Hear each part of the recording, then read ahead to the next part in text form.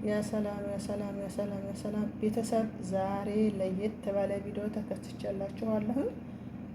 ሻቦራ ነው እንግዲህ ዛሬ ሻቦራ እንዴት እንደምንሰራ በቤታችን እንዴት አድርገን እንደምንሰራ እንግዲህ አብረን እንሰራለን ማለት ነው። እንግዲህ ከውጭ የተዘጋጀ ከምንገዛ በቤታችን ሻቦራ በምንፈልገው ሁሉንም ስኳሩንም በመጠኑ ዘይቱንም ጨውንም ሁሉንም በመጠኑ አድርገን እንዴት አድርገን ሻቦራ እንደምንሰራ በቤታችን አብረን እናያለን ማለት ነው። ተከታተሉኝ። እንግዲህ አብረን እንሰራለን። ለቻናሌ አዲስ የሆናችሁ የደወል ምልክቷን በመጫን ቤተሰቡ ነባሮች በላይክ በሸር ግቡ ማለት ነው። እስኪ እንግዲህ ሸር እያደረጋችሁ አበረታቱን፣ እንበረታታላለሁኝ። ወደ አሰራሩ። ሰላም አለይኩም ወራህመቱላሂ ወበረካቱ። ውድ ቻናሌ ቤተሰቦች እንደምን አላችሁ? ሰላም ሰላም ብያለሁ። ክርስቲያን ወገኖች እንዴት ናችሁ? ሁሉ ሰላም ደግዬ ናችሁ? እሺ ዛሬ ተከስተናል። እንግዲህ ምንድነው የምንሰራው? ለየት ያለ ነገር ነው የምንሰራው ዛሬ ማለት ነው። እሱ ምንድነው? ሻቦራ ማለት ነው።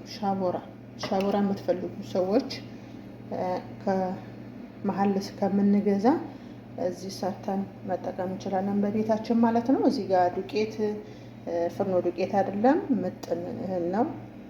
ብዙ ቢያንስ ከ7 ከ6 አይነት በላይ ምጥን ናቸው። ማሽላ አለው። ለምሳሌ ነጭ ማሽላ፣ ቀይ ማሽላ፣ ገብስ አለው። ጸይም ይሄ እንትኑ ጥቁሩ ሩዝ፣ ጥቁሩ ስንዴ፣ እንደገና ደግሞ ይሄ ምንድነው የሚባለው በአረቦች ምን ነበር ድሁን የሚባል አለ። ድሁን ጤፍ ይመስላል። ያው ስላስፈጨቱ ነው። እሱን ነገር ግን አሳያቸዋለሁ ማለት ነው። በጣም ውድ ነው በነገራችን ላይ 1 ኪሎ 35 ብር 30 ብር ነው። አንደኛው 35 ብር ይላሉ። በጣም ውድ ነው በነገራችን ላይ። እንደ ሀገራችን የሀገራችንን ጤፍ ነው የሚመስለው። ጤፍ ይመስላል ግን ትንሽ እንትኑ ከፍ ያለ ነው ማለት ነው። እና አሁን እዚህ ጋር ምን አድርጋለሁ? ዘይቱን አድርጌያለሁ። ጨው፣ ትንሽ ስኳር፣ ብዙ አልፈልግም ስኳር ስለማልፈልግ ማለት ነው። እና እርሾ እዚህ ጋር እርሾ ኩፍ አድርጌዋለሁ። ለብ ያለ ውሃ ላይ አድርጌ ኩፍ አድርጌዋለሁ። እንግዲህ እንደ ፍላጎታችን ነው። ሻቦራ ብዙ አይነት ሻቦራ አለ። ቅቤ መጨመር ይቻላል። በዘይት ዘይቱን እኔ ግን አልፈልግም። በዘይት ዘይቱን ነው ያደረኩት። ዘይት ዘይቱንም ብዙ አይደለም፣ ጨው ነው የማደርገው። ትንሽ ጨውና ዘይት ዘይቱኑ ትንሽ በርከት ቢልም ችግር የለውም። እኔ ግን ያው ስለማልፈልግ ነው ማለት ነው። ከፈለጋችሁ በርከት አድርጉት፣ ብዙ እንትን አይልም ማለት ነው። እና ወተት ትንሽ ወተት አደርግበታለሁ። ኖርማል ወተት ማለት ኒዶ ሳይሆን ይሄንኛው ማለት ነው። እሺ አሁን ሁሉንም ነገር እንጨምርና እዚህ ጋር ወተት አደርጋለሁ። ሀሊብ መራሄ ማለት ነው። ኒዶ አልፈልግም። ኒዶ መጨመር ትችላላችሁ እናንተ፣ ግን አልፈልግም ማለት ነው። እና አሁን በደንብ ሽታ እናደርግና እናቦካለን። እመለሳለሁ።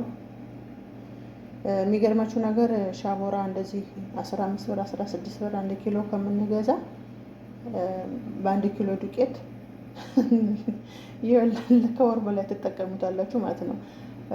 የጊዜው ብዛትን ብቻ ሳይሆን በቃ ጥራት ያለው ነገር ቤታችን በራሳችን በምንፈልገው፣ ለምሳሌ ምንም የሚበዛ ነገር የለም፣ በምንፈልገው ነገር እንሰራለን ማለት ነው። ከፈለግን ጨምረን እንሰራለን፣ ካልፈለግነው ደግሞ በፈለግነው ነገር እንሰራለን ማለት ነው።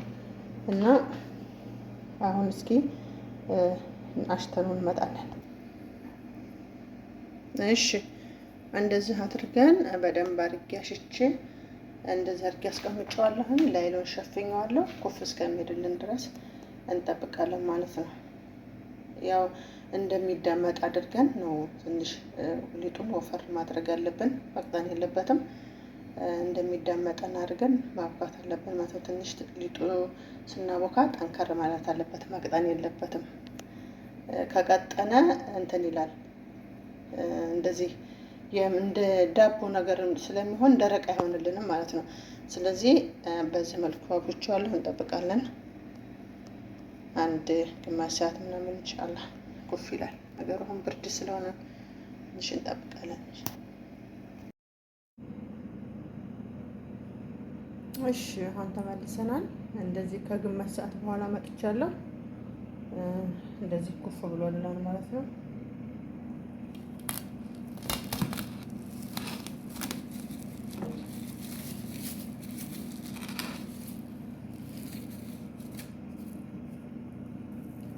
ይቻታል ኩፍ ብሎልናል። ከዚህ በላይ ኩፍ ማድረግ የለብንም ማለት ነው። እንዳመጣዋለን በደንብ በጣም መውካት የለበትም። እንደዚህ ብሎልናል። ያችሁታ አሁን ፋላስ ይዳመጣል ማለት ነው። እንዳመጣዋለን እስከዚህ ላይ ያስፈልገውን ጥቁር አዝሙድ እንጨምርበታለን። ሀበተል በረካ ወይንም ደግሞ እንትን ሸመር ጨምሩበት። ሸመር እሺ፣ እዚህ ጋር ሸመር ማለት ይሄ ነው። እንግዲህ ብዙዎቻችሁ ታውቁታላችሁ ብዬ አስባለሁ። ሸመር ይሄ ነው። ያችሁ በጣም ቆንጆ ነው። እዚህ እንትን ላይ ሻቦራና እንትን ላይ በጣም ቆንጆ ነው ጣዕሙ ማለት ነው። ፋይዳም አለው። አሁን እንደዚህ አድርጌ አቀላቅዬ ጨምርበታለሁ። ሊጣችን ላይ እንጨምራለን።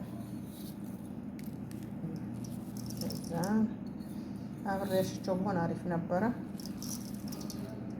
ረስቸው ነው አይገርም? የማይረሳ ነገር ረስቼ ማለት ነው። ልብ የለም እኮ ሳምባ ብቻ። እሺ እንደዚህ አድርጌ ሊጡ ለስለስ ካለ እንትን ማለት ትችላላችሁ፣ መጠፍጠፍ ይቻላል። አልበለዚያ በመዳመጫ እንዳመጣዋል። እኔ ግን እንደዚህ ነው የጠፈጠፍኩት ለው ላይ ማለት ነው። እዚህ ጋር ወተት አለኝ። ወተት እንቀባዋለን ማለት ነው ከመቁረጣችን በፊት። ወተቱ ለምንድን ነው የሚጠቅመው? መገርመሽ እንዲሆንልን ማለት ነው። ክሽ ክሽ ይልልናል ወተት። እንደገና ደግሞ አመዳም አይሆንም ማለት ነው። ወተት እንቀባና በምንፈልገው ሳይዝ እንቆርጠዋለን ማለት ነው። እሺ አያችሁት? በእንደዚህ መልኩ ቆርጬዋለሁኝ እኔ። አሁን ፍሩን እናግልና በደንብ ሲግልልን ፍሩናችን እናስገባለን። ይሄው እኔ በዚህ መልኩ እንደዚህ አድርጌ ቆርጬዋለሁ ማለት ነው። አያችሁት? ያው አሁን ፍሩን እናስገባለን።